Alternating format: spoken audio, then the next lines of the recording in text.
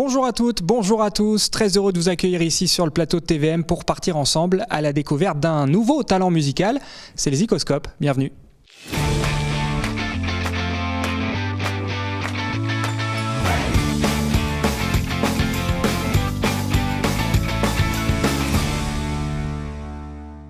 Qui dit Zikoscope dit Richard Matera. Salut Richard. Salut Cédric. Passionné de musique, je le rappelle, et discothécaire à la bibliothèque de Montreuil. Merci d'être avec nous pour ce nouveau numéro.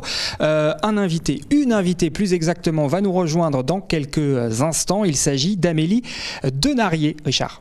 Oui, Amélie Denarié est une accordéoniste diatonique qui occupe une place assez singulière dans le mouvement néo-trad, néo-folk en France. Elle participe à de nombreux groupes et c'est de la musique à danser, c'est des scottish, des mazurkas, des valses, des polkas, c'est de la musique de bal, hein. Donc c'est une musique souvent instrumentale. Sa musique se compose, comprend à la fois un répertoire issu des folklores traditionnels et des musiques du monde, mais aussi des compositions originales. Et dans ce sens, elle perpétue une tradition assez montreuilloise quand même, parce que Montreuil a un rapport bien particulier avec l'accordéon, qui est présent sur cette ville depuis plus d'une centaine d'années quand même. Montreuil, capitale de l'accordéon. Pour expliquer, pour détailler tout ça, évidemment, notre invité va nous rejoindre sur ce plateau. Amélie Denarié, bonjour. Bonjour. Ça va, vous êtes bien installée? Ça va, ça fait du bruit quand j'ai atterri. Merci d'être avec nous, ensemble avec Richard. On est évidemment là aujourd'hui pour parler musique, mais vous aurez le droit, comme chaque invité, à votre portrait chinois. Ce sera tout à l'heure. Richard l'a dit, vous êtes donc accordéoniste, mais pour vous, la musique, ça a commencé avec le piano classique, 12 ans d'apprentissage, c'est ça? Voilà. Et puis vous avez ensuite suivi une formation de comédienne à l'École nationale supérieure d'art dramatique de Montpellier. Et parallèlement, vous vous tournez vers un nouvel instrument, l'accordéon diatonique, qui va devenir votre instrument de prédilection. On va expliquer dans quelques secondes. Mais d'abord, qu'est-ce qui vous a attiré dans cet instrument ? Il se trouve qu'il y en avait un chez mes parents. Voilà, ma mère jouait un petit peu, donc j'ai toujours connu ça dans le salon. J'en entendais un petit peu depuis toute petite.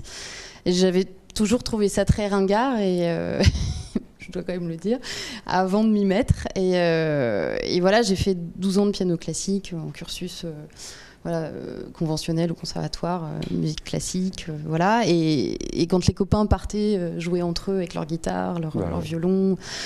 pas transporter le piano. Voilà, c'était très compliqué et j'étais très frustrée de ça. Et un été, je me suis dit, pourquoi j'essaierais pas, quoi. Après tout, c'est là.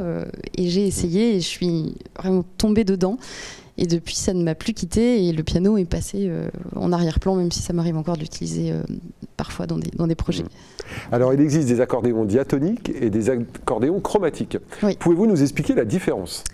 Alors je note, parce que là, il faut que j'apprenne des choses. La différence majeure, moi, je fais de l'accordéon diatonique. Donc, quand j'appuie sur une touche et que je pousse le soufflet, par exemple, j'ai un son, une note. Et quand je tire le soufflet toujours en appuyant sur cette même touche, j'ai un autre son, une autre note. Ouais.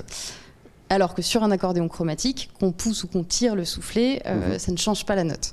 Donc du coup, ça crée une dynamique de jeu très très différente parce que j'utilise énormément le soufflet, le souffle. Donc diatonique, 2 notes. Et le chromatique, une seule note, c'est ça qui sort à chaque mouvement. Voilà, c'est vraiment la différence majeure. Et donc évidemment, après, ils ont des répertoires dédiés, même si après, des ponts se font évidemment maintenant énormément entre... Bon, mais alors vous disiez ringard tout à l'heure, pourquoi ? Parce que c'est l'image qu'a pu avoir longtemps l'accordéon. Et puis en plus, moi, c'était ma mère qui faisait ça, donc il y avait aussi le côté... ce que font les parents et voilà, mais j'ai depuis bien revu mon jugement. Vous faites partie de 4 groupes, 4 formations, notamment les Éoles, qui est un duo avec Anne Guinaud, qui elle est accordéoniste chromatique. Donc maintenant vous avez compris la différence entre les deux et on regarde justement un extrait d'un live stream. Regardez.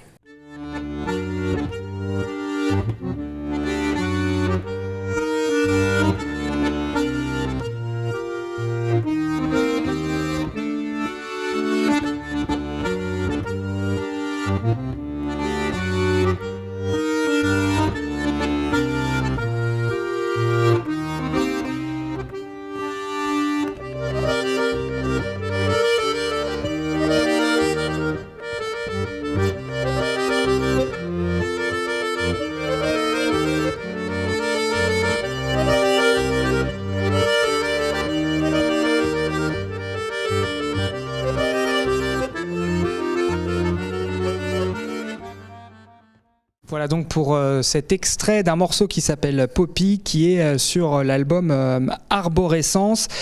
Zéol, Richard, qui a déjà plusieurs albums au compteur. Zéol, je crois que c'est 4 albums déjà, c'est ça ? Oui, c'est ça. Oui. Alors. On est en écriture du 5e. D'accord. Voilà, et les Zéol, donc c'est la rencontre avec Anne Guinaud il y a déjà 18 ans, je pense. C'est une longue amitié, ouais, une grande complicité musicale entre voilà, les deux. C'est vraiment une rencontre qui a été fondatrice en fait pour moi, pour elle aussi. On s'est vraiment rencontrés au moment où l'une et l'autre ont commencé l'apprentissage de nos accordéons respectifs.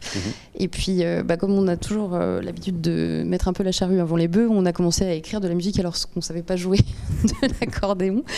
Et puis, on a très vite une date comme ça qui est tombée pour un bal.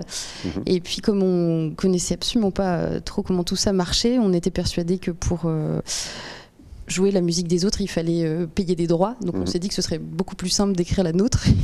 Donc on a pensé les choses à l'envers. Et donc on a dû très vite écrire un répertoire, voilà, et la composition est arrivée comme ça.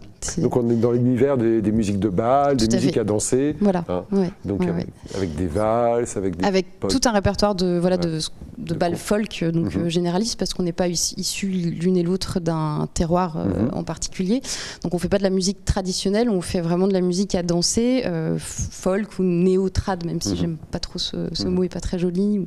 On pourrait dire trad actuel, mais bon, voilà. Et quelque part, c'est vrai que ça modernise aussi l'image qu'on a de l'accordéon. On disait ringard tout à l'heure, mais c'est vrai il y a une tradition de musette qui a souvent été ringardisée en France pendant longtemps. Et aujourd'hui, c'est vrai que le néo-trad et le néo-folk, ils donnent une image beaucoup plus moderne et intéressante de l'accordéon. Oui, puis c'est un milieu très, très vivace, et très, très jeune, très intergénérationnel. Il y a eu notamment le film de Laetitia Carton il y a 2 ou 3 ans qui s'appelait Le Grand Bal, qui était passé dans la sélection officielle du Festival de Cannes, et qui décrivait le grand bal de l'Europe argentine, mais qui parle plus généralement de ce milieu-là, des musiques à danser et de cette force, quoi, de ce vase communicant entre un musicien de bal et un danseur, et les danseurs, quoi. Alors Richard, on va passer, comme à chaque fois dans le Zikoscope, à ta question technique, à notre invité. Alors, vous jouez de l'accordéon diatonique, on l'a vu, on l'a entendu, mais l'accordéon est un instrument qui peut très bien s'adapter dans d'autres musiques, la musique classique ou le jazz. Or, vous avez fait le choix des musiques folkloriques et des musiques traditionnelles. Pourquoi ? Alors c'est venu de 2 choses. Mes parents écoutaient énormément de musique traditionnelle, beaucoup, donc j'en ai vraiment entendu, j'ai été bercée vraiment à ça. Ma mère en jouait un petit peu. Et puis la rencontre avec Anne a aussi scellé ça, parce qu'on est très vite rentré dans ce milieu comme danseuse déjà, et puis après comme musicienne. Et puis moi je suis vraiment tombée amoureuse de cette ambiance-là, quoi, des bals et de toute cette force, de cette énergie qu'on a quand on joue sur scène et qu'on fait danser des gens, et que cette énergie que les gens nous renvoient, et c'est quelque chose qui se tricote à... C'est vrai que c'est un rapport particulier avec le public. C'est particulier parce que c'est un concert, évidemment qu'il y a une écoute très très forte, mais il y a une proposition dans ce que font les musiciens de bal, dont s'emparent les danseurs, qui nous renvoient après à la balle, quoi, et dont on joue, en fait. Et ça c'est vraiment très très excitant, quoi. On va faire un tout petit pas de côté, sortir un tout petit peu de la musique pour notre moment portrait chinois. Oui, ça arrive. Quelques questions rapides donc pour essayer d'un petit peu mieux vous connaître en dehors de la musique. Le Zikospeed.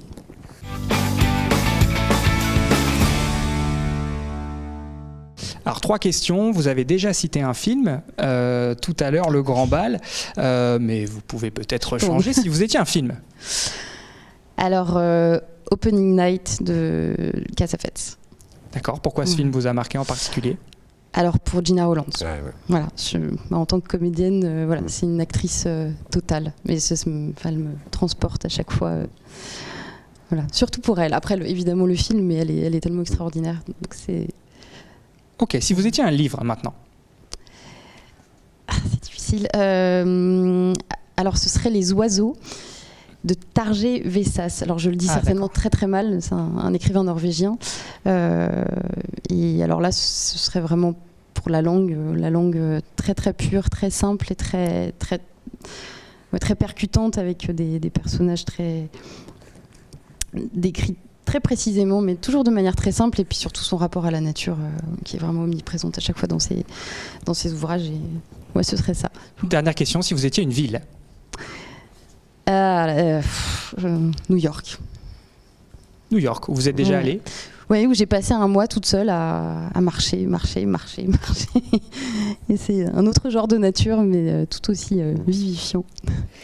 On le disait tout à l'heure, vous participez à 4 formations. On a parlé tout à l'heure de votre duo. Je m'inclus déjà dans le duo, dans le duo Les Éoles. Mais on vous retrouve aussi donc en quintette dans le manège. Un mot sur ce groupe? Alors c'est aussi un groupe de musique à danser qui a la particularité pour le coup d'avoir des chansons chantées en Wolof par le chanteur Adama Diop. Et voilà, c'est plus un voyage dansé.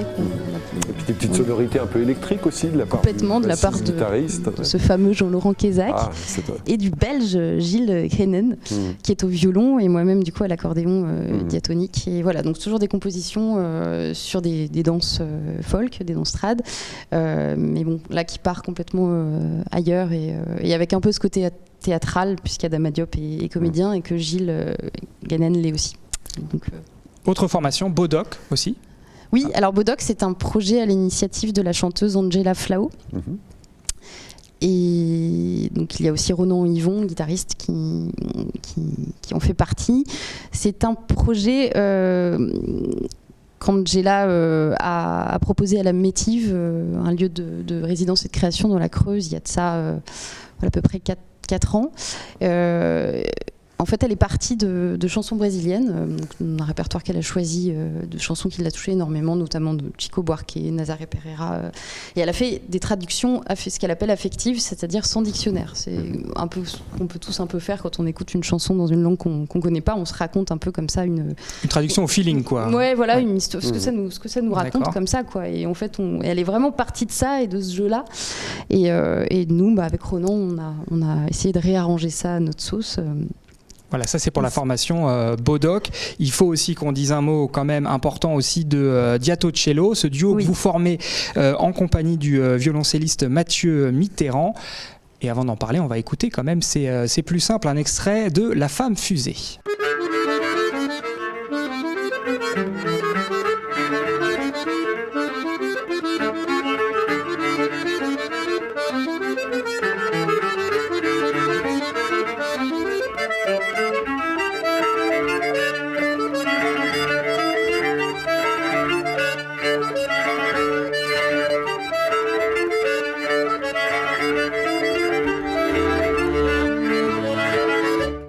Alors avec Diato Cello, nous avons donc les sonorités du violoncelle et on est entre la musette parfois, le swing manouche, toujours le néo-trad et le néo-folk qui est votre domaine. Effectivement, c'est toujours un répertoire de composition pour de la musique à danser et le nom de l'échappée vient aussi du fait qu'on était plutôt un duo de concert et j'ai fait découvrir à Mathieu ce monde du bal et qui lui a bien plu, donc c'est effectivement un pas de côté par rapport à notre répertoire habituel qui était effectivement plus musette avec des incursions swing manouche de sa part parce que Mathieu aime bien jouer des choses qui ne sont absolument pas faites pour le violoncelle. C'est un peu sa marque de fabrique, il est très éclectique et voilà, donc des compositions de notre part à tous les deux et avec aussi des forcément par le violoncelle des petits accents aussi un peu baroques, classiques et puis très personnel à la Mathieu Mitterrand. Merci beaucoup Amélie Denarié d'avoir été avec nous sur ce plateau dans ce nouveau numéro du Zikoscope. Merci Richard. Merci Cédric. À très vite. Merci à vous évidemment de nous avoir suivis. On se retrouve très bientôt sur TVM. Salut.